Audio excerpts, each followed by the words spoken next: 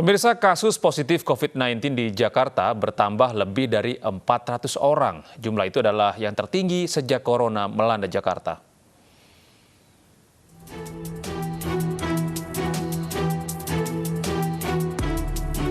Masa transisi fase kedua ternyata kasus positif COVID-19 di ibu kota melonjak.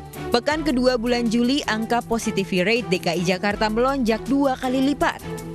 Positivity rate adalah jumlah orang yang positif COVID-19 dari hasil uji PCR dalam kurung waktu tertentu. Padahal di masa transisi fase pertama pada Juni lalu, positivity rate DKI Jakarta masih berada di bawah 5% sesuai ketentuan WHO, yakni di kisaran 3 hingga 4%. Tetapi semakin masifnya tracing digelar, memasuki pekan kedua bulan Juli, terjadi lonjakan hingga 10,5%. Memang tes PCR semakin masif dengan jumlah 20.000 hingga 30.000 tes per hari.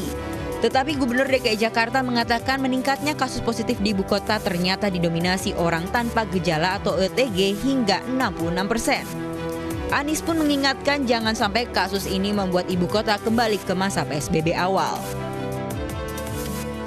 66% dari yang kita temukan adalah OTG, orang tanpa gejala. Orang yang dia tidak sadar bahwa dia sudah terekspos. Artinya, kalau saja mereka tidak kami datangi, tim puskesmas tidak melakukan testing, barangkali yang bersangkutan tidak pernah merasa bahwa positif, dia membawa virus COVID.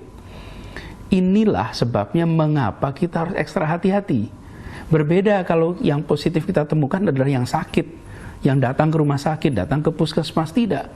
Ini 66% adalah orang yang kita temukan karena kita melakukan testing. Jakarta mengalami lonjakan kasus tertinggi. Saya ingatkan kepada semua, jangan sampai situasi ini jalan terus sehingga kita harus menarik rem darurat atau emergency brake. Bila itu terjadi, maka kita semua harus kembali dalam rumah.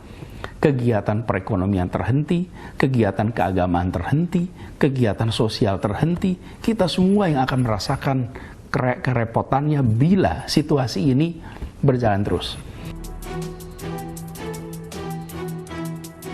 Kasus positif COVID-19 di Jakarta sempat turun pada 10 Juli lalu, namun 11 Juli kembali meningkat.